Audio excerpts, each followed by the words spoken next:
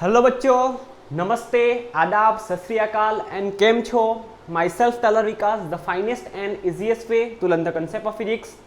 આપણે આપણા લાસ્ટ લેક્ચરમાં, આપણા પ્રીવિયસ લેક્ચરમાં વિદ્યુતભાર વિશેની થોડીક માહિતી, બેઝિક માહિતી મેળવી હતી। વિદ્યુતભાર કેટલા પ્રકારના હોય, કયા કયા પ્રકારના વિદ્યુતભારો વચ્ચે આકર્ષી પ્રકારનું વિદ્યુતીય બળ લાગે અને કયા વિદ્યુત ભારો વચ્ચે અપાકર્ષી પ્રકારનું વિદ્યુત બળ લાગે એની વાત કરી હતી।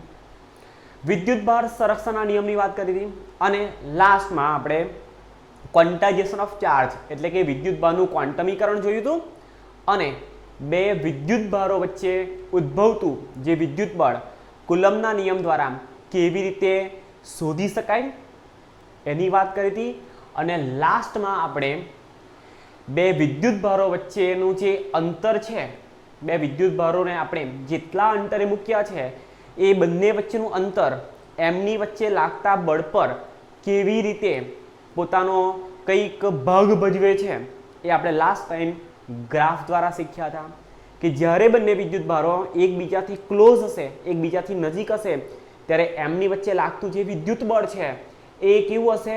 વધારે હશે।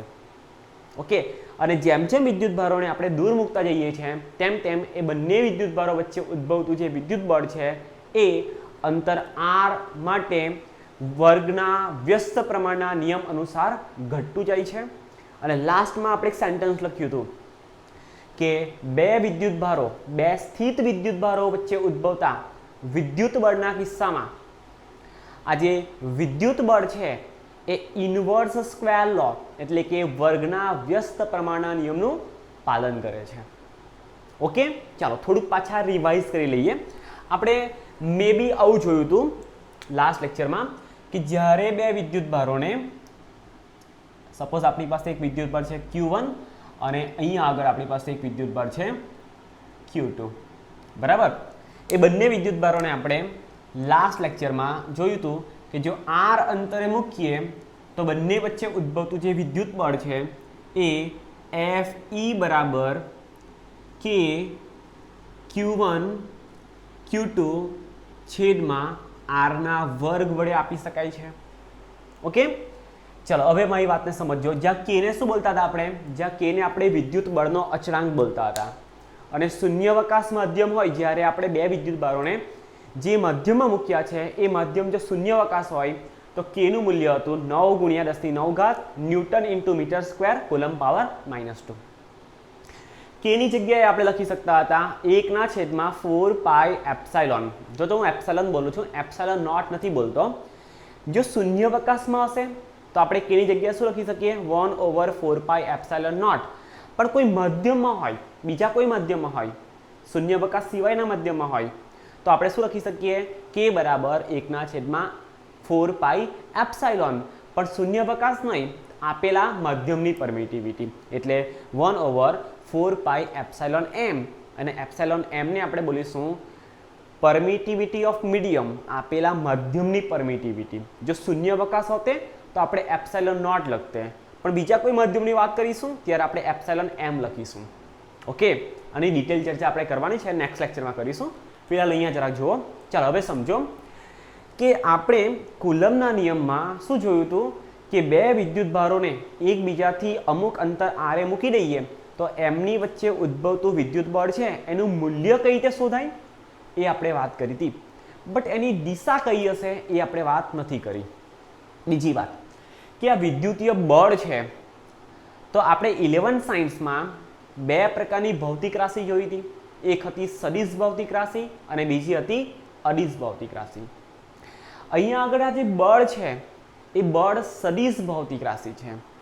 એનો મતલબ કે આ બળને આપણે ફક્ત એના મૂલ્યથી જ નહીં, એની દિશા પણ દર્શાવવી પડે તો જ આપણે આ બળને પરફેક્ટલી શું કરીએ? ડિફાઇન કરી શકીએ, પરફેક્ટલી આપણે એને દર્શાવી શકીએ। જો સમજો, મેં અહીંયા આગળ બળના મૂલ્ય પર એરો નથી મૂક્યો। એકચ્યુઅલી બળ એ સદિશ રાશિ છે અને સદિશ રાશિને દર્શાવવા માટે એના હેડ પર, એના માથા પર શું કરીએ છીએ? આપણે એરો ડ્રો કરીએ છીએ। સમજો હવે હું જો અહીંયા એરો મૂકીશ, આના હેડ પર હું એરો મૂકીશ તો મારે આના મૂલ્યની સાથે શું કરવું પડશે? દિશા પણ દર્શાવવી પડશે। તો આપણે જ્યારે બે વિદ્યુતભારો વચ્ચે ઉદ્ભવતા વિદ્યુત બળની વાત કરીએ તો મૂલ્ય કેટલું લાગે? બંને વચ્ચે લાગતા વિદ્યુત બળનું મૂલ્ય કેટલું હશે? તો કે Q1 Q2 છેદમાં R નો વર્ગ જેટલું હશે. જો આપણે કુલમ્બના નિયમનું જોઈએ, ચલો કુલમ્બના નિયમનું સદિશ નિરૂપણ, કુલમ્બના નિયમનું સદિશ નિરૂપણ.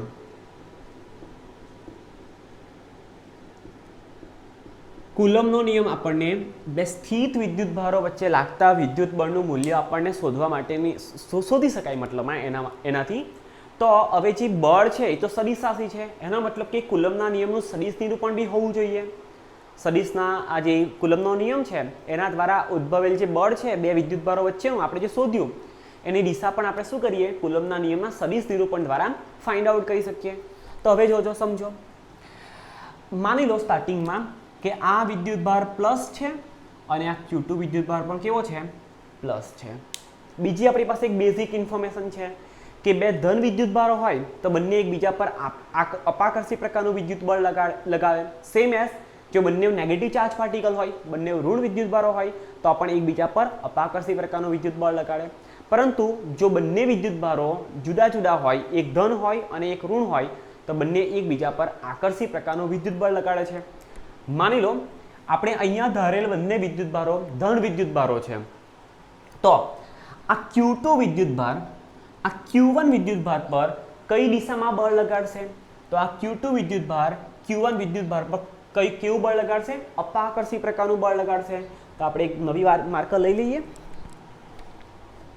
ચલો જો અહીંયા Q2 દ્વારા Q1 પર લાગતું જે અપાકર્ષી વિદ્યુત બળ છે એની દિશા કઈ હશે? આ હશે. તો આપણે લખી શકીએ force on first charge by second charge. Force on first charge by second charge. જો આપણે ગુજરાતીમાં બોલવું હોય તો ગુજરાતીમાં ઊંધું બોલવાનું. શું? બીજા વિદ્યુતભાર દ્વારા પહેલા વિદ્યુતભાર પર લાગતું વિદ્યુત બળ. જરા જોઈ લઈએ કેમેરામાં આવતું છે કે નથી આવતું. ઓકે, ચાલો કમ્પ્લીટ. હવે જોજો, સમજો. Q2 વાળો Q1 પર જે અપાકર્ષી બળ લગાડે એની દિશા કઈ હશે? આ હશે, બરાબર. તો આ શું થઈ ગઈ? બીજા દ્વારા પહેલા પર લાગતા બળની દિશા. આપણે ઊંધું જોઈશું. બીજા દ્વારા પહેલા પર લાગતું બળ, અને ઇંગ્લિશમાં બોલીએ તો સીધું જોવાનું. Force acting on charge first by second. ચલો તેવી રીતે હવે પહેલા વાળો પણ બીજા પર બળ લગાડે તો એ જોઈ લઈએ. પહેલા વાળો બીજા પર કઈ દિશામાં લગાડે? પહેલા વાળો બીજા પર એનાથી અવે લગાવે, એનાથી દૂર તરફ લગાવે. તો અહીંયાથી લખી શકીએ force on second charge by first charge. પહેલા વિદ્યુતભાર દ્વારા બીજા વિદ્યુતભાર પર ઉદ્ભવતું વિદ્યુત બળ. ઓકે, ચાલો હવે સમજો કે આપણે જ્યારે બીજા વિદ્યુતભાર દ્વારા પહેલા વિદ્યુતભાર પર ઉદ્ભવતું વિદ્યુત બળ શોધવું હોય તો આપણને ખબર છે કે આપણે બે વિદ્યુતભારો વચ્ચે ઉદ્ભવતા વિદ્યુત બળનું મૂલ્ય શોધવા માટે બંને વચ્ચેનું અંતર આપણી પાસે હોવું જરૂરી છે. તો અહીંયા આગળ શું કરીએ કે Q2 વિદ્યુતભારથી Q1 વિદ્યુતભાર કેટલા અંતર આવેલો છે?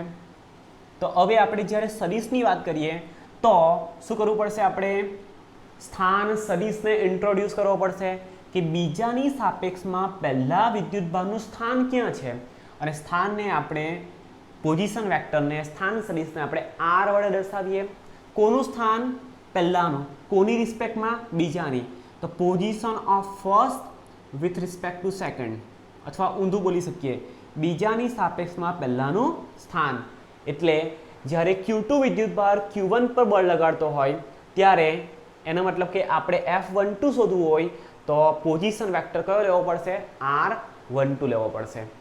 ઓકે, ચાલો હવે જુઓ કે હવે પહેલા વાળો બીજા પર લગાડે એનો મતલબ કે પહેલા દ્વારા બીજા પર લાગતું બળ, તો પહેલાથી બીજો કેટલા અંતરે છે એ આપણને ખબર હોવું જોઈએ.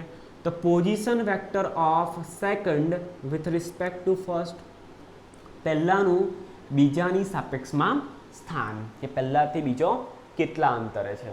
ક્લિયર? કે પહેલા વાળો બીજા પર લગાડવાનો તો પહેલાથી બીજાનું સ્થાન આપણને ખબર હોવી જોઈએ. જો બીજા વાળો પહેલા પર લગાડે તો બીજાથી પહેલાનું સ્થાન આપણને ખબર હોવું જોઈએ. તો બીજાથી પહેલાનું સ્થાન ક્યાં આગળ? R12 જેટલા અંતરે. અને પહેલાથી બીજાનું સ્થાન ક્યાં? તો T21 જેટલા અંતરે. ક્લિયર? સેમ હશે, આ બંને અંતર એક સરખું રહેવાનું છે. સુરતથી અમદાવાદ જેટલા કિલોમીટર થાય એટલા જ કિલોમીટર અમદાવાદથી સુરત પણ થાય, પણ બંનેની દિશા કેવી થઈ જાય? પરસ્પર વિરુદ્ધ થઈ જાય. અને આપણે જ્યારે કુલમના નિયમને સદિશ સ્વરૂપે દર્શાવીએ તો આપણે એની જે દિશા છે એની સાથે પણ ડીલ કરવાની છે. ક્લિયર? ચાલો હવે સમજો. પહેલાં આપણે એક કામ કરીએ કે Q1 પર લાગતું શોધીએ. તો લખીએ અહીંયા આગળ Q2 વિદ્યુતભાર દ્વારા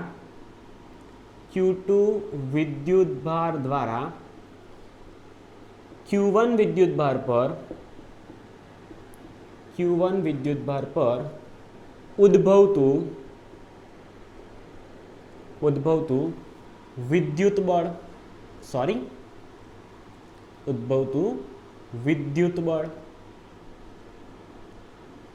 બીજો વિદ્યુતભાર પહેલા વિદ્યુતભાર પર કેટલું બળ લગાડે? બરાબર, તો લખી શકીએ ફોર્સ ઓન સેકન્ડ Q2 દ્વારા Q1 પર, એટલે force on first by second, બીજા દ્વારા પહેલા પર લાગતું બળ is equal to k Q1 Q2 છેદમાં બંને વચ્ચેનું અંતર કેટલું? R12 જેટલું, કેમ કે Q2 Q1 પર લગાડે, તો આપણે લખીશું R12 આખાનો વર્ગ. ક્લિયર? ચાલો હવે સમજો. હવે આ સદિશ સ્વરૂપે લખ્યું, અહીંયા આગળ આપણે એરો નથી મૂક્યો એટલે આ ફક્ત મૂલ્ય જ છે. બરાબર, અહીંયા આગળ આપણે એરો મૂક્યો એટલે મૂલ્ય સાથે દિશાની પણ જરૂર પડે, કેમ કે આપણને ખબર છે કે સદિશને દર્શાવવા માટે આપણી પાસે બે નેસેસરી કન્ડિશન છે, બે નેસેસરી રિક્વાયરમેન્ટ કન્ડિશન છે. પહેલું કે એનું મૂલ્ય હોવું જોઈએ અને સાથે સાથે એને દિશા પણ હોવી જોઈએ. તો કઈ દિશા હશે? તો દિશા દર્શાવવા માટે આપણે શું કરીએ છીએ? એકમ સદિશનો ઉપયોગ કરીએ છીએ. શેનો ઉપયોગ કરીએ છીએ? ચેપ્ટર નંબર 411 સાયન્સનું મોશન ઇન અ પ્લેન, સમતલમાં ગતિ એ ચેપ્ટર હતું. એમાં આપણે ઘણા બધા સદિશોની ચર્ચા કરી છે. એમાંથી એક સદિશ એવો હતો કે જેનું મૂલ્ય એકમ છે. એના મૂલ્ય કેટલું? એક એકમ. પણ એનો ઉપયોગ શાના માટે થાય? દિશા દર્શાવવા માટે. ક્લિયર? તો અહીંયા આગળ આપણે એકમ સદિશને ઇન્ટ્રોડ્યુસ કરીશું. તો એકમ સદિશને આપણે લઈશું R12 અને કેરેટ. આ R12 કેરેટ છે એ બીજાથી પહેલા તરફનો શું છે? સ્થાન સદિશ છે. ક્લિયર? આ રહ્યો અને આ શું થઈ ગયો? એ સ્થાન સદિશની દિશા દર્શાવવા માટેનો શું થઈ ગયો? એકમ સદિશ થઈ ગયો. ક્લિયર? R કેરેટ બી બોલી શકો, R કેપ પણ બોલી શકો અને R હેડ પણ બોલી શકો. એઝ પર યોર કન્વિનિયન્ટ, તમને જે સારું લાગે, તમને જે યાદ રહે એ બોલી શકો. શું બોલી શકો? R12 કેરેટ બી બોલી શકો, R12 કેપ પણ બોલી શકો, ટોપી જેવી દેખાય ને એટલે કેપ પણ બોલી શકો, અને R12 હેડ પણ બોલી શકો. ચાલો, આ થઈ ગયું આપણું સમીકરણ નંબર 1. ઓકે, ચાલો હવે સમજો. હવે આ Q2 વાળો છે, જો સમજો, આને જરાક મારે વધારે સિમ્પ્લિફાઈ કરવું હોય તો શું કરી શકું? વધારે સિમ્પ્લિફાઈ કરવું હોય તો ઓર કરીને આપણે લખી શકીએ force on first by second is equal to k Q1 Q2 છેદમાં, હવે R12 સ્ક્વેર મારે ફાઇન્ડ કરવું હોય ને ત્યારે હું મોડ્યુલસમાં એનું મૂલ્ય છે એટલે મોડ્યુલસમાં હું લખી શકું R2 minus R1. Clear? R12 ની જગ્યાએ શું લખી શકીએ આપણે? R2 માઇનસ R1 આખાનો વર્ગ. ક્લિયર? હવે સમજો એકમ સદિશ, અને એકમ સદિશને મારે સોલ્વ કરવું હોય તો એકમ સદિશ બરાબર આપેલ સદિશ છેદમાં એનું મૂલ્ય. તો આપેલ સદિશ એટલે આપેલ સદિશ કયો લઈશું આપણે અહીંયા આગળ? R12. જો આપણે આને સોલ્વ કરીએ એકમ સદિશને તો સદિશ છેદમાં એનું મૂલ્ય, એટલે એનું મૂલ્ય એટલે શું થાય? મોડ્યુલસ ઓફ R12 મોડમાં મૂકવું, માનાંકમાં મૂકવું, એનો મતલબ શું થઈ ગયો? એના મૂલ્યની વાત કરતા છે. તો આ રીતે લખી શકીએ. અને હજુ વધારે સિમ્પ્લિફાઈ કરીએ તો F12 ઇઝ ઇક્વલ ટુ, તમારે આની સાથે આપણે આજના લેક્ચરમાં આની સાથે કોઈ લાગતું વળગતું નથી, બટ આ જો તમને કન્સેપ્ટ ક્લિયર હશે, તમે ઓલરેડી તમને અમિત સરે આ ડિરાઈવ કરીને બતાવ્યું જ હશે. બરાબર? તો આપણે એટલા માટે અહીંયા સોલ્વ કરતા છે કે જ્યાં કદાચ તમને ત્યાં ના ખ્યાલ આવ્યો હોય તો ફરીવાર એકવાર શું કરો, તમે સમજી શકો. ચલો, કે Q1 Q2 કે Q1 Q2 divided by R2 minus R1 આખાનો વર્ગ into R12 vector divided by, ચાલો હવે સમજો, હવે શું કરીએ આપણે, R12 ને સોલ્વ કરવું હોય તો પાછું લખી શકીએ R2 માઇનસ R1, R12 ની જગ્યાએ શું લખી શકીએ R2 માઇનસ R1, અને વધારે પડતું સિમ્પ્લિફાઈ કરીએ આપણે તો F12 is equal two K Q1 Q2 છેદમાં, સમજો આ બે વાર છે, આ એક વાર છે, એટલે છેદમાં કેટલી વાર થવાનું, 3 ટાઈમ્સ R2 માઇનસ R1 આખાનો ઘન ઇન્ટુ અહીંયા આગળ શું લખીશું R2 માઇનસ R1. ક્લિયર? આપણે શું લખી શકીએ R2 માઇનસ R1, અને આપણે વેક્ટર ફોર્મમાં લખવું હોય તો શું લખી શકીએ, અને આપણે માનાંકમાં શું લખ્યું, માનાંકમાં R12 હતું તો શું લખ્યું માનાંકમાં R2 માઇનસ R1, તો માનાંકમાં નથી, આ શું છે, આ આપણે સદિશની વાત કરતા છે અને આ સદિશનું મૂલ્યની વાત કરતા છે, તો R2 માઇનસ R1 લખી શકીએ. બરાબર? તો આપણું લાસ્ટ ઇક્વેશન થઈ ગયું, આ થઈ ગયું આપણું લાસ્ટ ઇક્વેશન. તમે અહીંયા સુધી લખશો તો પણ વાંધો નહીં, બુકમાં કદાચ આટલું આપ્યું હશે, આ નહીં આપ્યું હોય તો વાંધો નહીં. બરાબર? આ થઈ ગયું આપણું સમીકરણ નંબર A, સમીકરણ A આપી દઈએ. ચાલો હવે સમજો કે જે રીતે Q2 વિદ્યુતભાર Q1 પર બળ લગાડે તેવી રીતે Q1 પણ Q2 પર લગાડે. તો આપણે અહીંયા આગળ લખીએ Q1 વિદ્યુતભાર દ્વારા Q2 વિદ્યુતભાર પર ઉદ્ભવતું વિદ્યુત બળ, તો લખીશું આપણે force on second by first. અહીંયા શું કર્યું, બીજા વાળો પહેલા પર લગાવતો હતો, અહીંયા આગળ શું કરીએ આપણે, પહેલા વાળો બીજા પર કેટલું લગાડે, તો કે Q1 Q2 છેદમાં, જો અહીંયા આગળ હું કે Q1 Q2 લખું કે Q2 Q1 લખું, બધું સરખું થવાનું છે. બરાબર? ચાલો હવે સમજો, અંતર લેવાનું હવે, તો અંતર શું લઈશું આપણે R21, અહીંયા આગળ F21, તો અહીંયા આગળ R21, અને આ સદિશ છે, આ એનું મૂલ્ય, અને દિશા કઈ R21 કેરેટ, આ દિશા થઈ ગઈ. બરાબર? ચાલો વધારે પડતું સિમ્પ્લિફાઈ કરીએ તો આ F21 is equal to k Q1 Q2 છેદમાં, ચલો આને સિમ્પ્લિફાઈ કરીએ, સોરી આખાનો વર્ગ, ઇઝ માય મિસ્ટેક, આખાનો શું આવશે વર્ગ, કે Q1 Q2 છેદમાં R નો વર્ગ. ચાલો હવે સમજો, અને મારે લખવું હોય, આ એકચ્યુઅલી મૂલ્ય છે, મૂલ્ય એટલે માનાંકમાં લખી દઈશું, અહીંયા બી મૂલ્ય એટલે શામાં આવશે માનાંકમાં આવશે, અને માનાંક આખાનો વર્ગ, મૂલ્ય છે એટલે માનાંકમાં લઈશું અને આખાનો વર્ગ, અને આને સોલ્વ કરીશું તો આપણે લખીશું R1 માઇનસ R2 આખાનો વર્ગ, અને એકમ સદિશને સોલ્વ કરીએ તો સદિશ છેદમાં એનું મૂલ્ય એટલે મોડ્યુલસ ઓફ R12. બરાબર? ચાલો હવે R12 ની જગ્યાએ શું લખ્યું આપણે R1 માઇનસ R2, તો અહીંયા આગળ બી લખી દઈએ.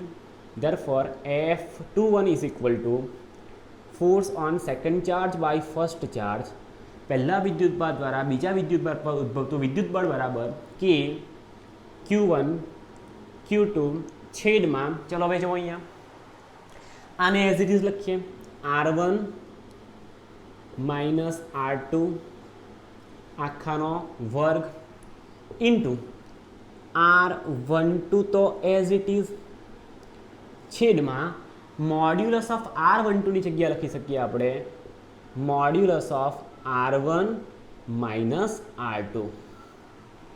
ક્લિયર?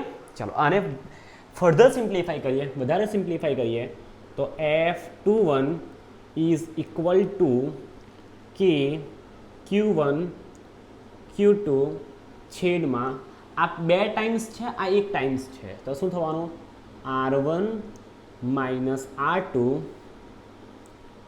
આખાનો 3 ઘાત, અને આ વાળું as it is R12 vector as it is. Clear? ચલો હવે આને થોડું વધારે સિમ્પ્લિફાઈ કરીએ તો લખી શકીએ આપણે F21 is equal two F21 is equal to k Q1 Q2 છેદમાં mode of R1 minus R2 આખાનો ઘન, અને R12 ની જગ્યાએ આપણે લખી શકીએ R2 માઇનસ R12 ની જગ્યાએ લખી શકીએ આપણે R1 માઇનસ R2. R12 છે ને, R12 નહીં, R21 હતું. It's my mistake. જોજો અહીંયા જરાક જોઈ લેજો. આપણે R21 ની વાત કરતા છે ને, તો અહીંયા આગળ R21 આવશે. સ્પીડમાં R12 લખી કાઢ્યું છે, પણ R21 છે, જરાક જોઈ લેજો. R21 એટલે અંતિમ માઇનસ પ્રારંભિક, એટલે R1 minus R2. R21 okay. ચલો હવે અહીંયા જુઓ, તો R21 એટલે શું આવશે? R21 એટલે અંતિમ કયો? 1. અંતિમ માઇનસ પ્રારંભિક એટલે R1 માઇનસ R2. આ આપણું લાસ્ટ ઇક્વેશન થઈ ગયું, સમીકરણ નંબર 2. સમીકરણ નંબર બી આપી દઈએ. આ આપણું સમીકરણ નંબર એ અને આ આપણું સમીકરણ નંબર બી. ચાલો હવે મારી વાતને જરાક ફોકસ કરજો, મજાની વાત કરીશ. એવું જાણવા મળ્યું કે Q2 વિદ્યુતભાર Q1 વિદ્યુતભાર પર જેટલા મૂલ્યનું બળ લગાડે, આ મૂલ્ય અને આ દિશા. ઓકે, ચાલો જો Q2 વિદ્યુતભાર Q1 વિદ્યુતભાર પર જેટલા મૂલ્યનું બળ લગાડે એટલા જ મૂલ્યનું બળ Q1 વિદ્યુતભાર Q2 પર લગાવે. જો અહીંયા જોઈ શકો છો તમે, બંનેનું મૂલ્ય કેવું? બંનેનું મૂલ્ય એક સરખું, પણ દિશા કેવી? ઊંધી. ચાલો અહીંયા જો, બીજા વાળો પહેલા પર લગાવે તો બીજાથી પહેલા તરફની દિશા, પણ જ્યારે Q1 Q2 પર લગાવે તો પહેલાથી બીજા તરફની દિશા. એનો મતલબ એવું લખી શકીએ આપણે, સમજો. Modulus of force on first by second is equal to modulus of F21. એનો મતલબ શું? સમજો. બીજા વિદ્યુતભાર દ્વારા પહેલા વિદ્યુતભાર પર ઉદ્ભવતું વિદ્યુત બળનું મૂલ્ય, માનાંકમાં લખવું એટલે ફક્ત મૂલ્યની જ વાત કરી છે, બરાબર. માનાંક કાઢી નાખું તો શું હશે? એનું મૂલ્ય અને દિશા બંને હશે. પણ જ્યારે આપણે કોઈ ફિઝિકલ ક્વોન્ટિટીને, કોઈ ભૌતિક રાશિને જ્યારે માનાંકમાં મૂકીએ તો સમજવાનું કે આપણે ફક્ત એના મૂલ્યની જ વાત કરતા છે, બરાબર. ઇઝ ઇક્વલ ટુ પહેલા દ્વારા બીજા વિદ્યુતભાર પર ઉદ્ભવતું વિદ્યુત બળનું મૂલ્ય. આ શું થઈ ગયું? આપણે મૂલ્યની વાત કરી. પહેલા વાળો બીજા પર જેટલા મૂલ્યનું બળ લગાડે એટલા જ મૂલ્યનું બીજા વાળો પહેલા પર લગાડે, બટ બંનેની દિશા કેવી? અલગ. દિશા કેવી? ઊંધી, ઉલટી. તો અહીંયાથી આપણે લખી શકીએ force on first by second is equal to force on second by first, but વિરુદ્ધ દિશામાં છે એટલે વિથ નેગેટિવ સાઇન. ચાલો હવે અહીંયા જોજો, સમજો. જ્યારે મોડ લગાવીએ, મોડ લગાવીએ એટલે શું? માનાંક લગાવીએ ત્યારે શું થઈ ગયું? ફક્ત મૂલ્યની જ વાત કરીએ તો મૂલ્ય સરખું, એટલે અહીંયા આપણે ઋણ નિશાની મૂકવાની જરૂર નથી. પણ આપણે જ્યારે એને સદિશ સ્વરૂપે લખીએ ત્યારે બીજા વાળો પહેલા પર જેટલા મૂલ્યનું બળ લગાડે એટલા જ મૂલ્યનું બળ પહેલા વાળો બીજા પર લગાવે, પરંતુ વિરુદ્ધ દિશામાં છે એટલે બેમાંથી કોઈ પણ એકને શું કહેવાનું? આપણે વિથ નેગેટિવ સાઇન લઈશું. ઓકે, ચાલો હવે સમજો. હવે આ જે ચેપ્ટર છે ને એને આપણે છે ને 11 સાયન્સના એક ચેપ્ટર સાથે લિંક કરીએ, એની સાથે જરાક રિલેટ કરીએ. આપણે જોયેલું chapter number 5 laws of motion. એક મિનિટ. હા, ન્યૂટનના ગતિના નિયમો. એ ન્યૂટનના ગતિના નિયમો આપણે Newton's third law of motion જોયો હતો. ન્યૂટનનો ગતિનો ત્રીજો નિયમ જોયો હતો. તો ન્યૂટનનો ગતિનો ત્રીજો નિયમ આપણને એવું કહેતો હતો કે આઘાત અને પ્રત્યાઘાત હંમેશા સમાન મૂલ્યના અને પરસ્પર વિરુદ્ધ દિશાના હોય છે. ઇટ મીન્સ શું? કે જો હું મારા હાથ દ્વારા આ બોર્ડ પર કંઈક બળ લગાડું at the same contact time, એટલા જ મૂલ્યનું બળ બોર્ડ દ્વારા મારા હાથ પર લાગે, પરંતુ વિરુદ્ધ દિશામાં લાગે. મારા દ્વારા લાગતું બળ કઈ તરફ લાગે? બોર્ડ તરફ, અંદર તરફ. અને બોર્ડ મારા પર જે બળ લગાડે એટ ધ સેમ ટાઈમ એ બોર્ડ દ્વારા મારી તરફ એટલે બહાર તરફ લાગે. મેં બોર્ડ પર જેટલા મૂલ્યનું બળ લગાડ્યું એટલા જ મૂલ્યનું બળ બોર્ડે એટ ધ સેમ ટાઈમ એ જ સમય મારા પર લગાડ્યો, પણ બંને દિશા કેવી હતી? અલગ અલગ હતી. એનો મતલબ કે જો આવું સાબિત થાય તો ન્યૂટનના ગતિના ત્રીજા નિયમનું પાલન થાય. તો અહીંયા આગળ શું થઈ ગયું કે બીજા વિદ્યુત ભારે પહેલા વિદ્યુત ભાર પર જેટલા મૂલ્યનું બળ લગાડ્યું એટલા જ મૂલ્યનું બળ પહેલા વિદ્યુત ભારે બીજા પર લગાડ્યું, પરંતુ બંને બળોની જે દિશા છે એ પરસ્પર વિરુદ્ધ છે. ઇટ મીન્સ કે આ બે સ્થિત વિદ્યુત ભારો વચ્ચે ઉદ્ભવતું જે વિદ્યુત બળ છે એ ન્યૂટનના ગતિના ત્રીજા નિયમનું શું કરે છે? પાલન કરે છે. એટલે અહીંયા આગળથી શું કહી શકાય આપણે? ન્યૂટનના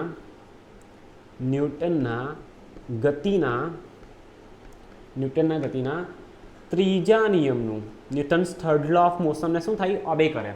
ત્રીજા નિયમનું પાલન થાય છે.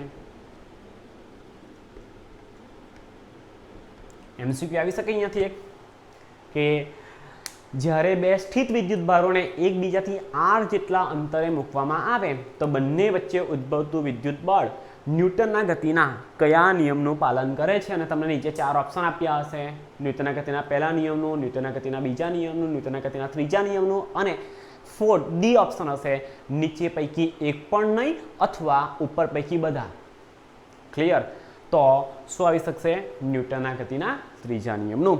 આઈ હોપ કે તમને વાત ખબર પડી હશે. ન્યૂટનના ગતિના નિયમને આપણે, કુલમના નિયમને આપણે સદિશ સ્વરૂપે કેવી રીતે દર્શાવી શકીએ? તો ભાઈ આવી રીતે દર્શાવી શકીએ. ક્લિયર? ચલો જો સ્ક્રીનશોટ લઈ લો અને લખી લો ફટાફટ.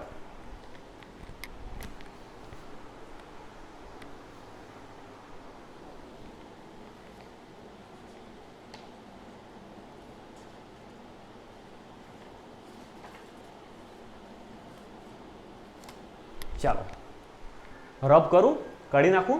ચાલો તો આઈ હોપ કે તમે લખી લીધું હશે, નોટ ડાઉન કરી લીધું હશે. આપણે કાઢી નાખીએ છીએ.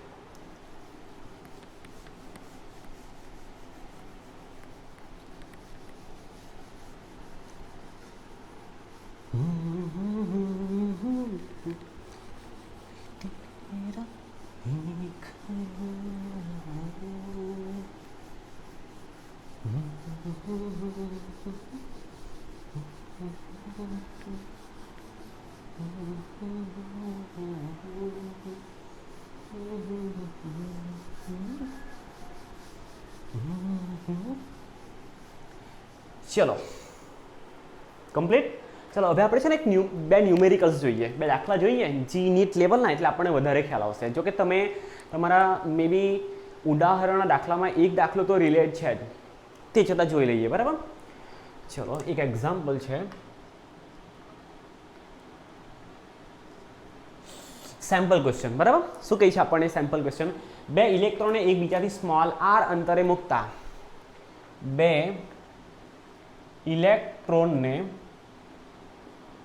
ઇલેક્ટ્રોનને શૂન્યાવકાશમાં, જો આના પર ફોકસ કરજો, આ મજાની વાત છે. કયા માધ્યમમાં મૂકેલા છે? શૂન્યાવકાશમાં. બે ઇલેક્ટ્રોનને શૂન્યાવકાશમાં એકબીજાથી સ્મોલ r અંતરે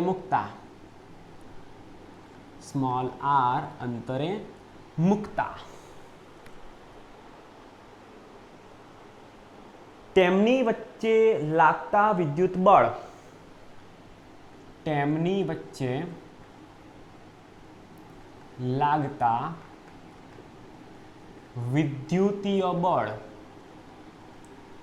વિદ્યુતીય બળ અને ગુરુત્વાકર્ષણ બળ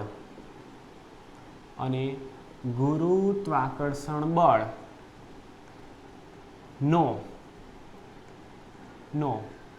ગુણોત્તર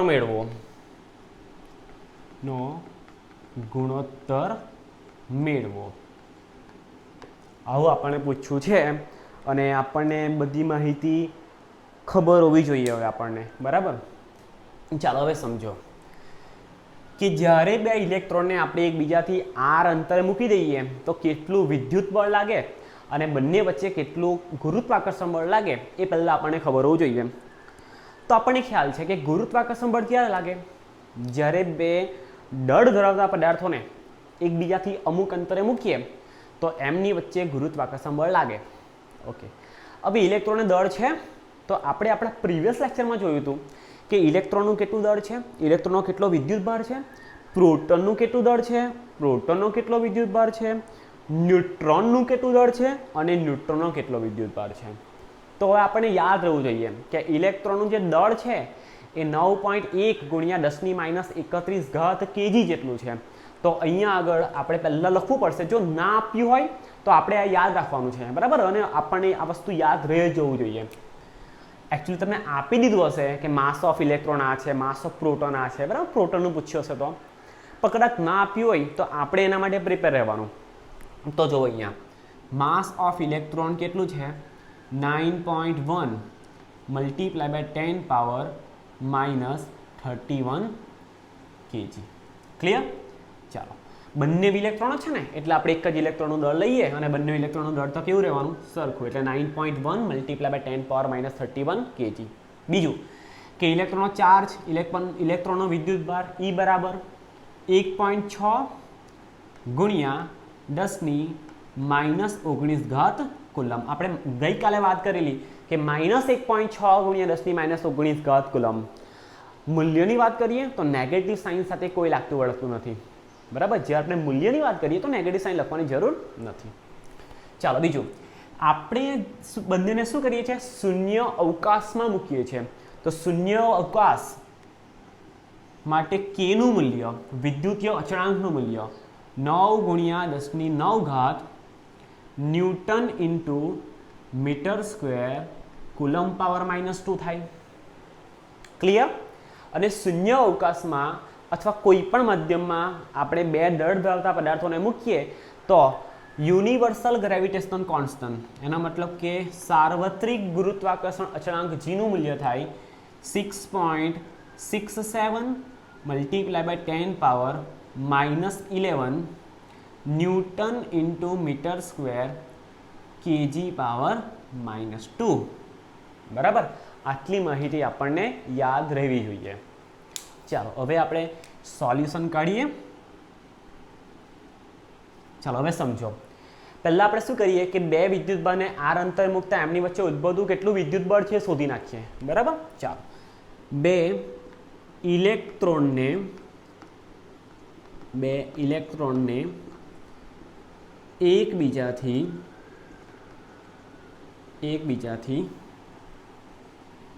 સ્મોલ આર અંતરે મૂકતા is a name of cutie pi. Okay, બે ઇલેક્ટ્રોનને એકબીજાથી સ્મોલ આર અંતરે મૂકતા તેમની વચ્ચે ઉદ્ભવતું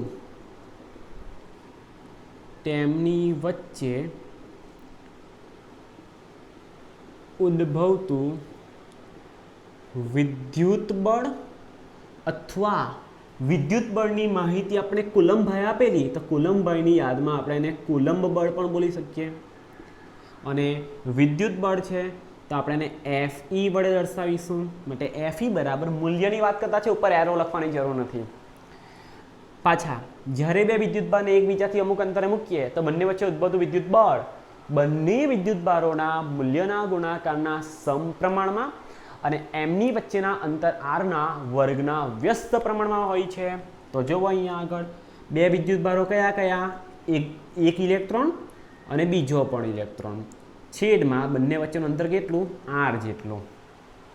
વધારે સિમ્પ્લિફાઈ કરીએ તો લખી શકીએ electric force between two electrons is given by k E into E, તો E² ડિવાઇડેડ બાય R². આ થઈ ગયું બે ઇલેક્ટ્રોન વચ્ચે ઉદ્ભવતું વિદ્યુત બળ Fe.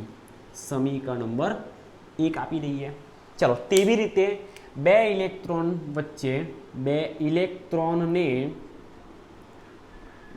ઇલેક્ટ્રોનને એકબીજાથી સ્મોલ આર અંતરે મૂકતા તેમની વચ્ચે ઉદ્ભવતું ગુરુત્વાકર્ષણ બળ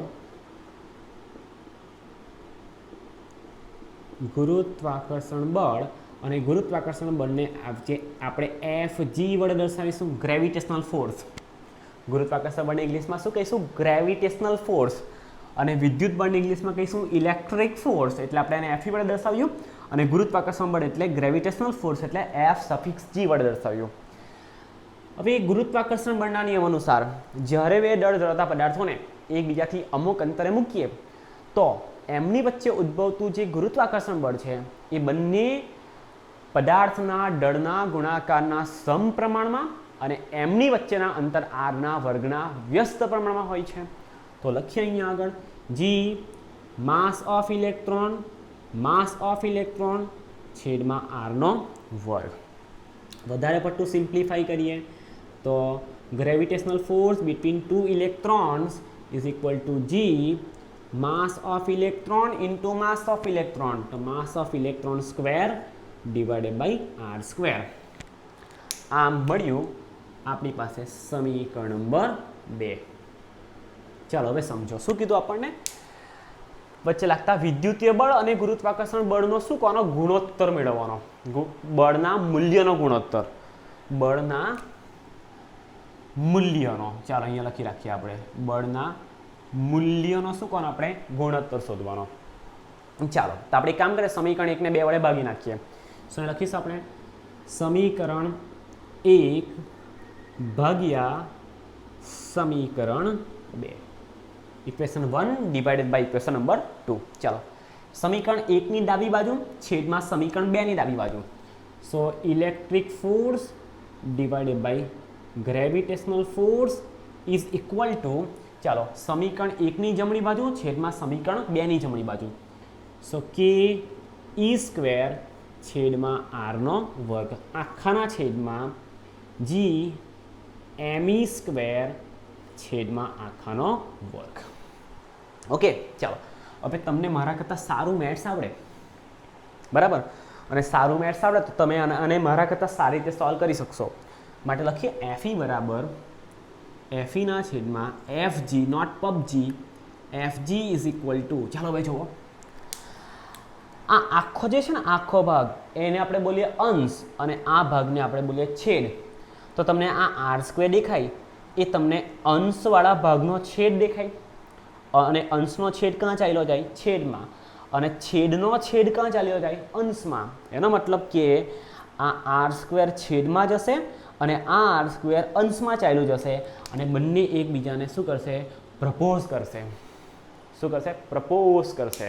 અને બંને એકબીજાના પ્રેમમાં પડશે અને બંને એકબીજાને શું કરશે? ખતમ કરી દેશે. આવું થાય ને, પ્રેમમાં પડવાથી ખતમ થઈ જવાય, બરાબર? એટલે આપણે પડવાનું નહીં. ચાલો જો અહીંયા એટલે શું થશે? અહીંયા આગળ r² cancel out on both side. So K E square છેદમાં જી એમઈ સ્ક્વેર. કે ઈ સ્ક્વેર છેદમાં જી એમઈ સ્ક્વેર. ચાલો હવે જુઓ, અને વધારે પડતું સિમ્પ્લિફાઈ કરીએ તો એફઈ ના છેદમાં એફજી બરાબર, ચાલો કેની વેલ્યુ કેટલી શૂન્યાવકાશ માટે? 9 × 10⁹ ગુણ્યા, ચાલો ઈનું મૂલ્ય કેટલું? ઇલેક્ટ્રોનનો વિદ્યુતભાર 1.6 × 10⁻⁻19 કુલમ આખાનો વર્ગ. ઈનો વર્ગ છે એટલે છેદમાં ગુરુત્વાકર્ષણ, સાર્વત્રિક ગુરુત્વાકર્ષણ અચળાંક જીનું મૂલ્ય છે 6.67 multiply by 10⁻⁻11 multiply by M E mass of electron છે 9.1 મલ્ટીપ્લાય બાય 10⁻⁻31 હોલ સ્ક્વેર.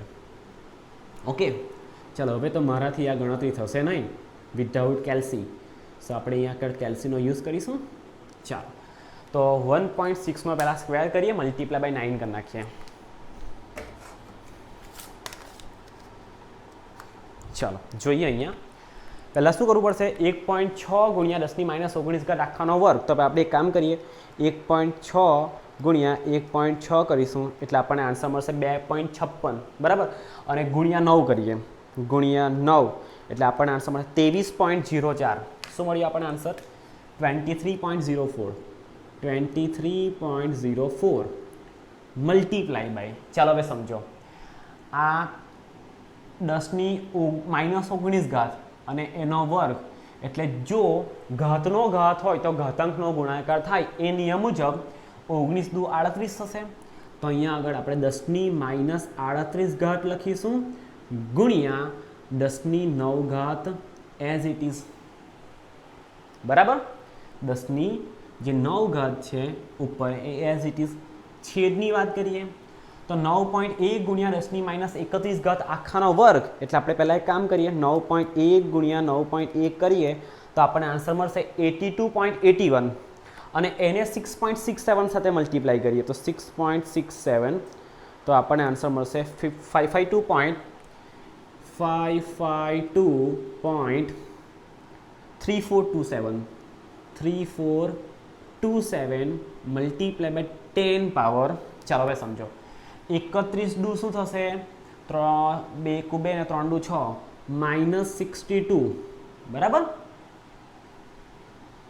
2 × 2 ને 3 દુ 6 -62 multiply by 10 power -11 as it is. બરાબર, -11 એઝ ઇટ ઇઝ. ચાલો હવે FE ના છેદમાં FG બરાબર, હવે તમને ખબર છે કે આ વાળો ઉપર જશે, આ વાળો બી ઉપર જશે. હવે જરાક સમજો કે -62 ઉપર ગઈને શું બને, 62 બને. -11 ઉપર ગઈને શું બને, 11 બને. ચાલો એનો મતલબ ઉપર શું બનવાનું, 10⁹ ઘાત એઝ ઇટ ઇઝ. આ ઉપર જશે તો 10⁻62 ઘાત થશે, આ ઉપર જશે તો 10⁻11 ઘાત થશે. તો આપણે એક કામ કરીએ, 11 + 62 + 9 82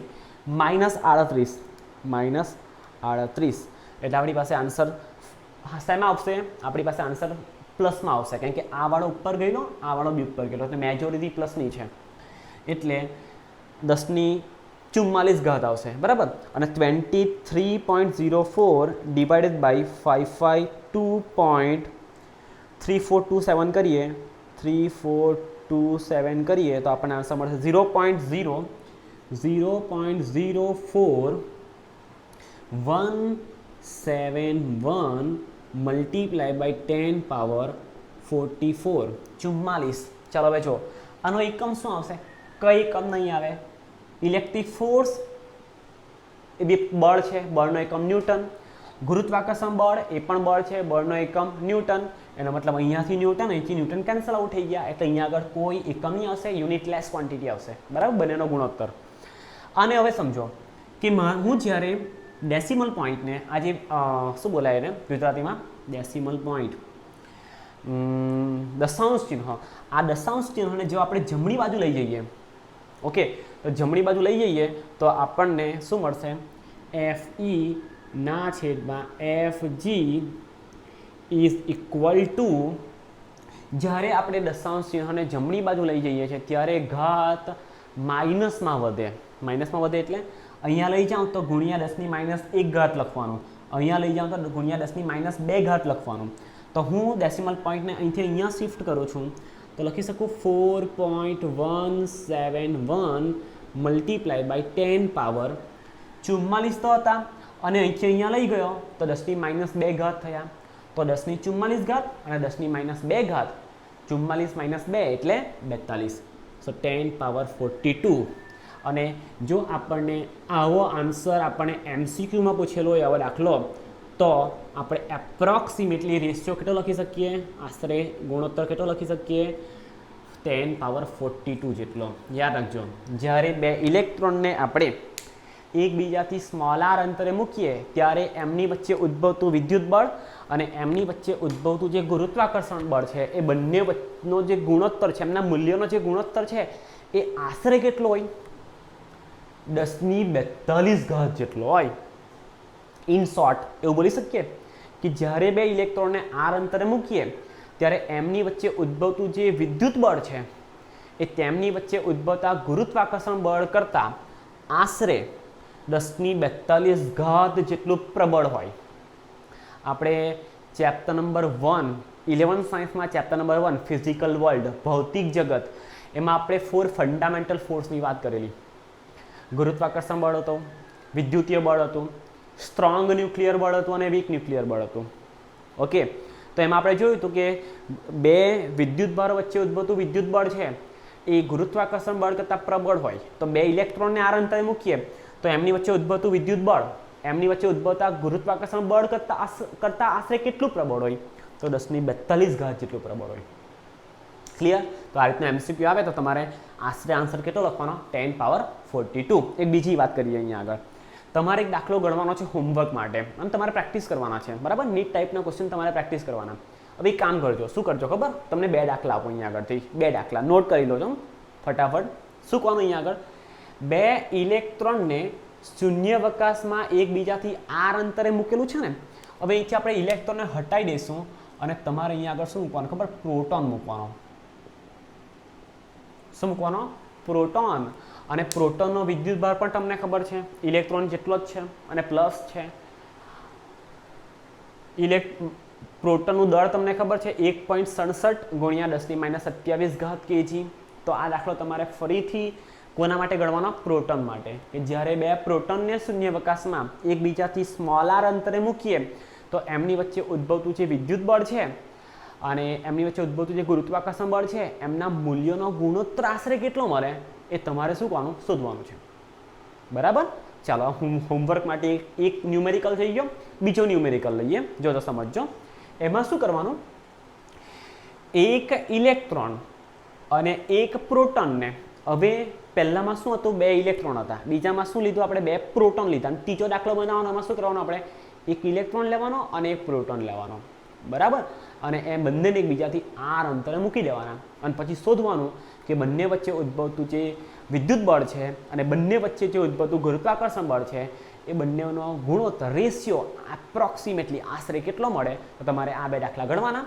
પહેલી વાર બે પ્રોટોન લેવાના, બીજી વાર એક પ્રોટોન અને એક ઇલેક્ટ્રોનને આર અંતરે મૂકવાના અને વિદ્યુત બળ અને ગુરુત્વાકર્ષણ બળનો ગુણોત્તર શોધવાનો. અને જે આન્સર આવે એ તમારે કોમેન્ટ બોક્સમાં કોમેન્ટ કરવાનો છે. ઓકે, ચાલો તો આ લખી લો. હું રબ કરું છું અથવા તો સ્ક્રીનશોટ લઈ લો.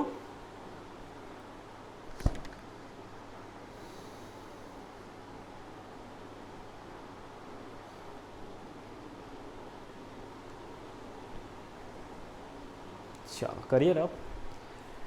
પહેલા નશા પહેલા ખૂન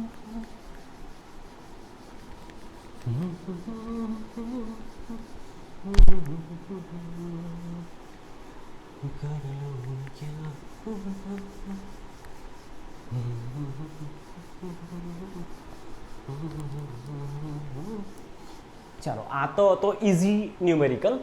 અભિનો જે ન્યુમેરિકલ છે ને એ બહુ મજાનો છે. ચાલો એ જરાક જોઈએ. Most IMP numerical example most IMP. અને મોસ્ટ આઈએમપી એવું કહું ને જ્યારે પણ ત્યારે થોડુંક એને દિલથી સમજવાની ટ્રાય કરજો. આઈએમપી તો ખરો પણ કેવો? Most IMP. ચાલો મોસ્ટ આઈએમપી એક્ઝામ્પલ શું કહે છે આપણે?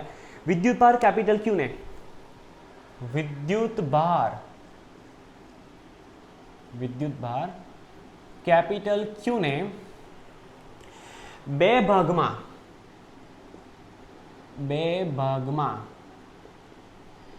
એવી રીતે તોડવામાં આવ્યો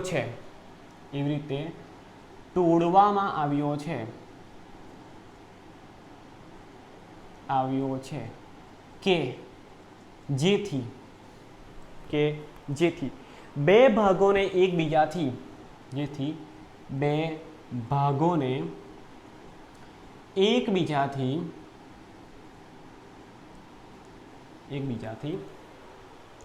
અમુક અંતરે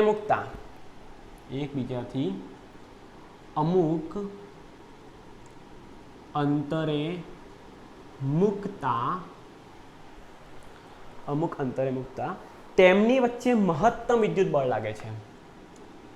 તેમની વચ્ચે મહત્તમ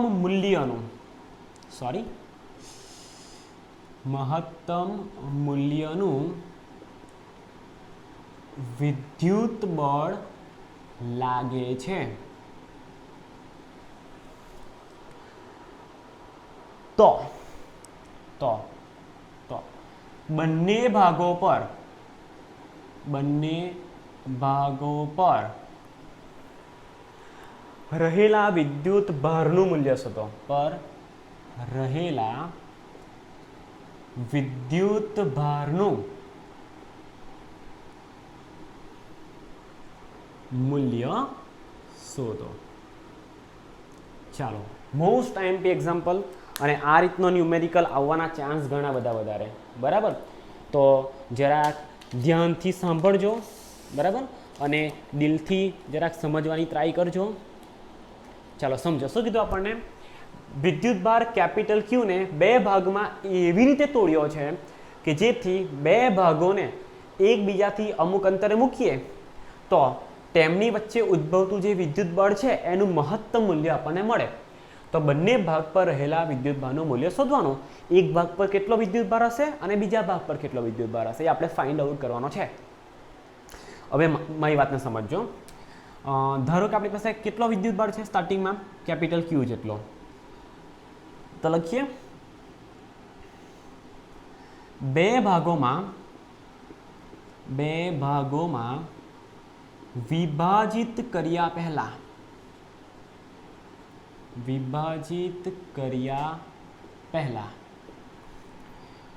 વિદ્યુતભારનું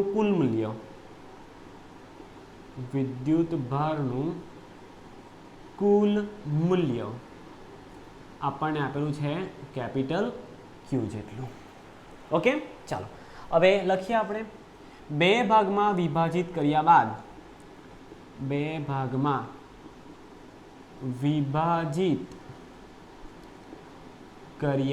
બાદ ચાલો હવે જરાક જોજો.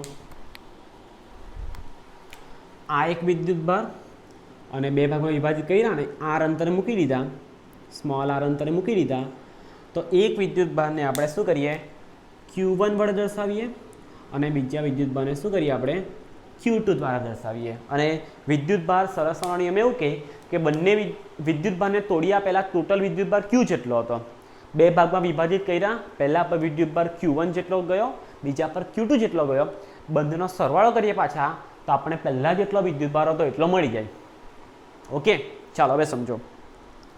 આપણે નાના ધોરણમાં એવા ન્યુમેરિકલ્સ મેથ્સમાં આવતા હતા કે કોઈ ભાઈ છે, ફોર એક્ઝામ્પલ કોઈ રોનક છોકરો છે, તો રોનકના પપ્પાની ઉંમર એના રોનક કરતાં હાલમાં 5 ગણી વધારે છે. 5 વર્ષ પછી બંનેના ઉંમરનો સરવાળો આટલો થશે. તો એવું કંઈ આવતું હતું ને, એમાં ન્યુમેરિકલ આવતા હતા. તેમાં આપણે શું કરતા હતા? બેમાંથી કોઈ પણ એકની ઉંમરને શું કરતા? કંઈક કન્સિડર કરી લેતા હતા, કંઈક ધારી લેતા હતા. સેમ બચ્ચો, સેમ કન્સેપ્ટ અહીંયા આગળ શું કરવાનો છે? આપણે યુઝ કરવાનો છે. તો ધારી લઈએ કે બે ભાગમાં વિભાજિત કર્યા બાદ ધારો કે પહેલા ટુકડા પર વિદ્યુતભારનું મૂલ્ય ધારો કે x જેટલું છે, તો બીજા પર કેટલું હોય? q જેટલો હતો. પહેલા ટુકડા પર x જેટલું, તો બીજા પર કેટલું થાય? q - x. બંનેનો સરવાળો કરીએ, x - x કેન્સલ આઉટ, એટલે પહેલા જેટલો પાછો q આવી જાય. ચાલો જુઓ, લખી લઈએ. ધારો કે પહેલા ટુકડા પર વિદ્યુતભાર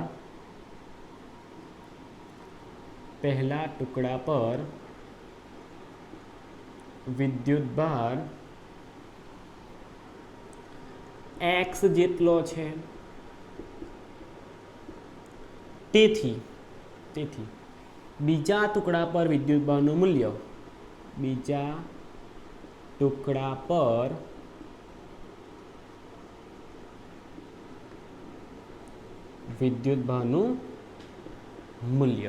કેટલું હશે? q - x હશે. બરાબર ને? ટુકડાને તોડીએ, ઇન શોર્ટ આપણી પાસે જે પહેલા જે પદાર્થ હતો ને, વિદ્યુતભાર હતો ને, તોડીએ પહેલા કેટલો હતો? q જેટલો હતો. એને બે ભાગમાં વિભાજન કરી નાખ્યું. તો પહેલો ટુકડો હતો એના પર વિદ્યુતભાર આપણે x કન્સિડર કર્યો.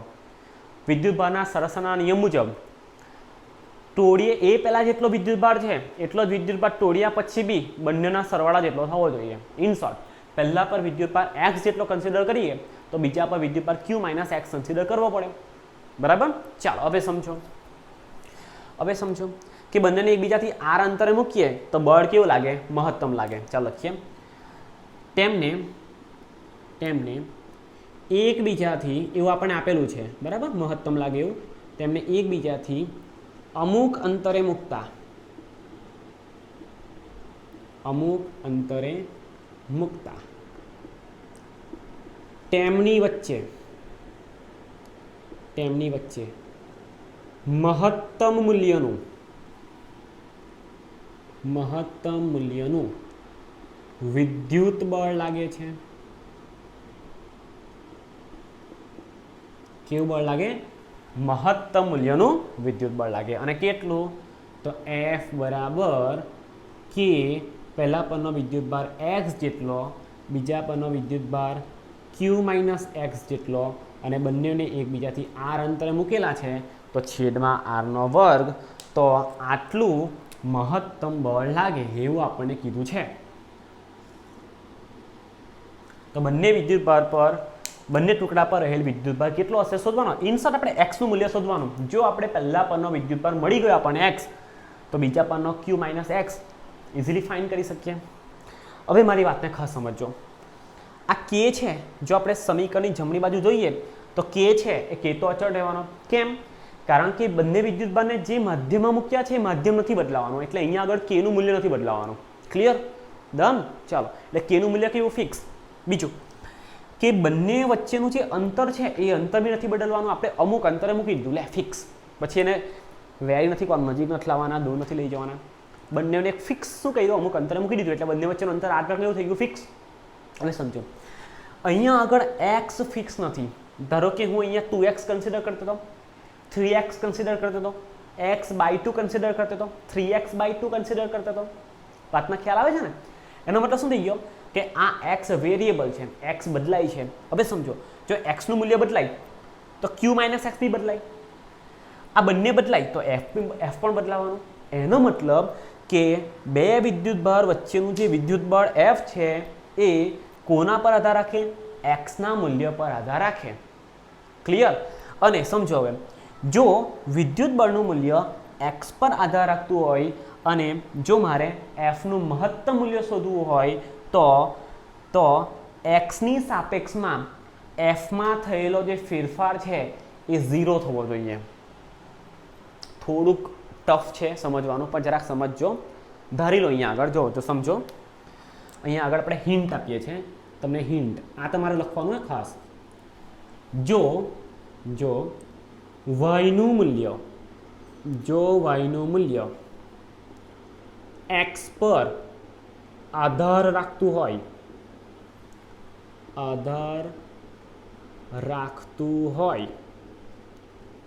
તો y નું મહત્તમ મૂલ્ય શોધવા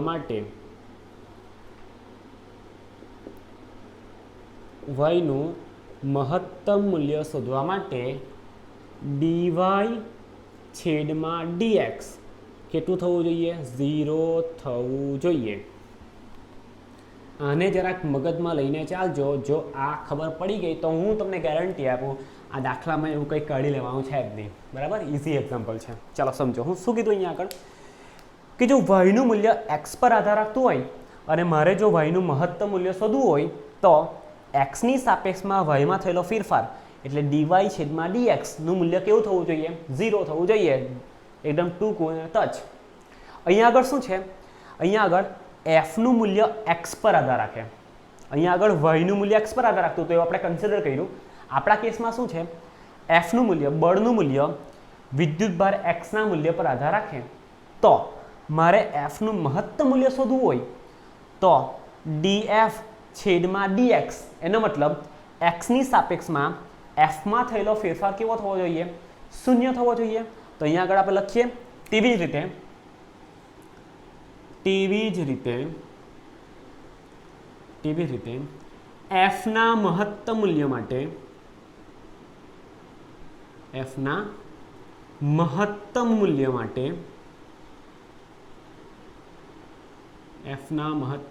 માટે d/dx of f, અથવા શું લખી શકીએ આપણે? df છેદમાં dx નું મૂલ્ય કેવું થવું જોઈએ? 0 થવું જોઈએ. ક્લિયર? ચાલો હવે સમજો. તો અહીંયાથી આપણે લખીએ d/dx. ચાલો એફનું મૂલ્ય કેટલું? એફનું મૂલ્ય અહીંથી લખી શકીએ કે બ્રેકેટમાં લખીએ કે ક્યુ. આપણે કામ કરીએ પહેલાં એફને શું કરીએ? સિમ્પ્લિફાઈ કરી રાખીએ. બરાબર? જોજો હું બહુ ઇઝી કરું છું ન્યુમેરિકલને. સમજો અહીંથી હું એફને મારે લખવું હોય તો એ રીતે લખી શકું. જોજો સમજો એફને લખવું હોય તો એ રીતે લખી શકું. એફ ઇઝ ઇક્વલ ટુ આ કે એઝ ઇટ ઇઝ. હવે સમજો આ એક્સ આ કાઉન્ટ સાથે ગુણાય એટલે ક્યુ એક્સ માઇનસ એક્સનો વર્ગ થાય.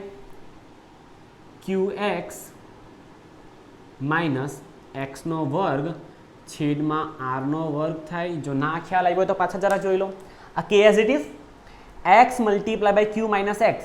તો પહેલાં એક્સનો ગુણાકાર ક્યુ સાથે, નિશાની એઝ ઇટ ઇઝ, પછી એક્સનો ગુણાકાર એક્સ સાથે, છેદમાં આરનો વર્ગ as it is. So Q x minus x square છેદમાં આરનો વર્ગ. ક્લિયર? ચાલો હવે જોજો અહીંથી મારે શું કરવાનું છે? અહીંથી મારે જોઈએ d/dx of F. d/dx of F અને એફની વેલ્યુ કેટલી? તો આખું લખી કાઢીએ આપણે કે બ્રેકેટમાં qx માઇનસ એક્સ સ્ક્વેર ના છેદમાં આરનો વર્ગ નું મૂલ્ય કેવું થવું જોઈએ? 0 થવું જોઈએ. પાછા એકવાર જો એફનું મૂલ્ય એક્સ પર આધાર રાખતું હોય અને આપણે એફનું મહત્તમ મૂલ્ય શોધવું હોય તો એક્સની સાપેક્ષમાં એફમાં થયેલો ફેરફાર કેવો થવો જોઈએ? 0 થવો જોઈએ. ઇટ મીન્સ કે ડીએફ છેદમાં ડીએક્સનું મૂલ્ય કેવું થવું જોઈએ? 0 થવું જોઈએ. હવે આ શું છે? ડીએફ છેદમાં ડીએક્સ શું છે? તો આપણે એને શું બોલીએ? ડિફરન્સિએશન. ડિફરન્સિએશન એટલે ગુજરાતીમાં એને કહીએ આપણે વિકલન. બરાબર? એનો મતલબ કે એક્સની સાપેક્ષમાં એફમાં થયેલો ફેરફાર કેવો થવો જોઈએ? 0. તો d/dx એમનું એમ અને એફની જગ્યાએ આપણે આ લખી કાઢ્યું જે સિમ્પ્લિફાઈ કરીને લખ્યું હતું એ. ચાલો હવે જો ધેરફોર હવે સમજો આમાં હવે થશે શું? કે પણ અચળ અને બંને વચ્ચેનું અંતર આર પણ અચળ. તો અચળ વસ્તુ ક્યાં આવી જાય? બહાર આવી જાય. તો અહીંયા આગળ શું લખીએ આપણે? કે છેદમાં આરનો વર્ગ એઝ ઇટ ઇઝ બ્રેકેટમાં લખીએ આપણે d/dx ઓફ એકવાર લખીએ qx minus x square is equal two 0. I hope કે તમને વાતમાં ખ્યાલ આવતો હશે.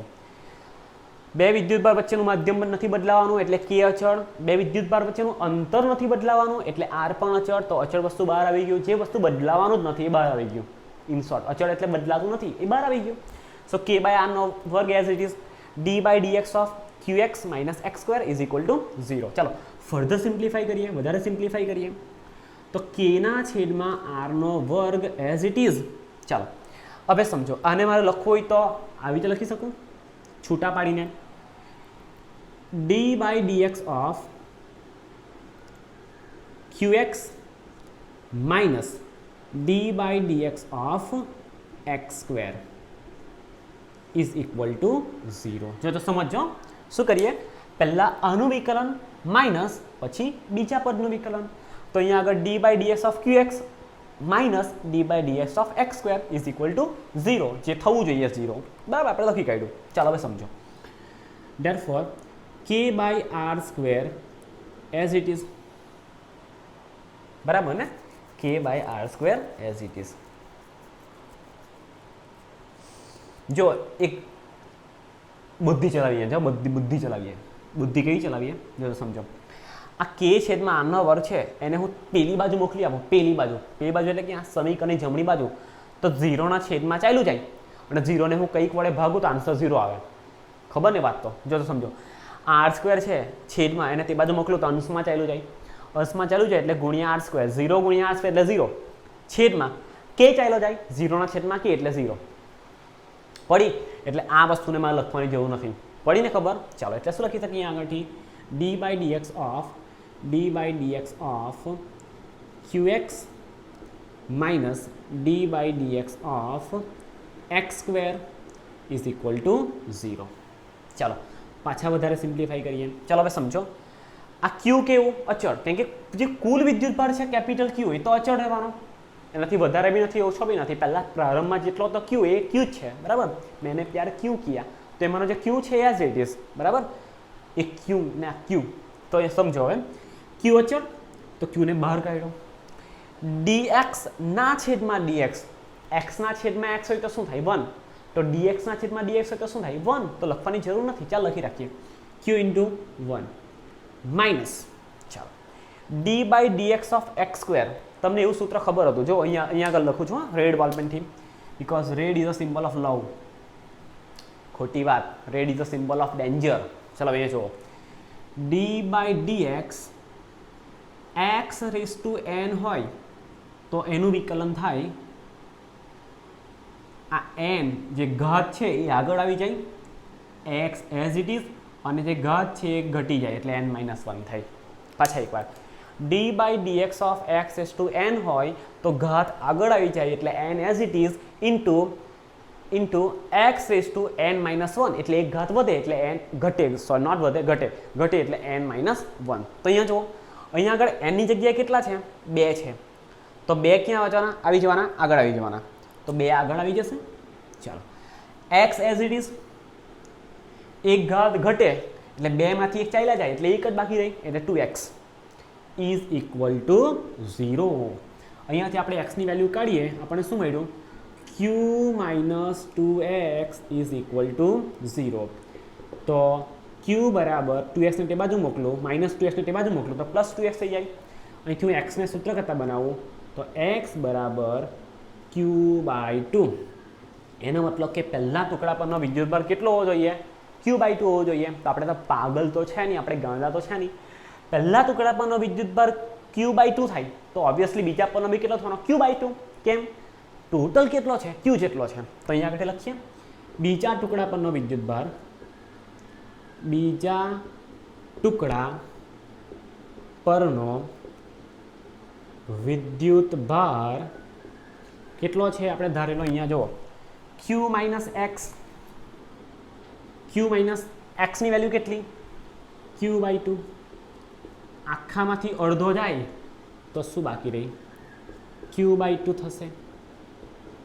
એનો મતલબ કે જો આપણે કોઈ વિદ્યુતભારને એક સરખા મૂલ્યમાં કટ કરીએ, જો હું બોલું છું ને બ્રહ્માસ્ત્ર છે, જો આપણે કોઈ વિદ્યુતભારને એક સરખા મૂલ્યમાં તોડીએ અને અમુક અંતરે મૂકી દઈએ તો એના વચ્ચે ઉદ્ભવતું જે વિદ્યુત બળ છે એનું મૂલ્ય મહત્તમ થાય. એનો મતલબ કે આપણે કોઈ ટુકડાને તોડીએ તો એવા ભાગમાં તોડવાના કે બંને પર વિદ્યુતભાર કેવો રહી, એક સરખો રહી, ત્યારે જ બંને વચ્ચે ઉદ્ભવતું જે વિદ્યુત બળ છે એનું મૂલ્ય મહત્તમ થશે. આ બ્રહ્માસ્ત્ર એટલે તમારે મગજમાં યાદ રાખવાનું. આ રીતના ક્વેશ્ચન આપણને જે ડબલની નીટમાં આવી શકે તો એના માટે આપણે પ્રિપેર રહેવાનું. ઇઝી વસ્તુ છે, ખાલી એને શું કરવાનું, કન્સેપ્ટ આપણને ક્લિયર હોવો જોઈએ. ક્લિયર, લખી લો. જો કેટલા મિનિટનો લેક્ચર થઈ ગયો, 1 કલાક ને 8 મિનિટનો, બરાબર. ચાલો હવે આપણે છે ને અહીંયા આગળ પૂર્ણ વિરામ મૂકીએ, આપણને નેક્સ્ટ લેક્ચરમાં જોઈશું, બરાબર. ચાલો ત્યાં સુધી શું કહેવાનું, do whatever you want but don't trouble your mom. Okay, thank you બચ્ચો.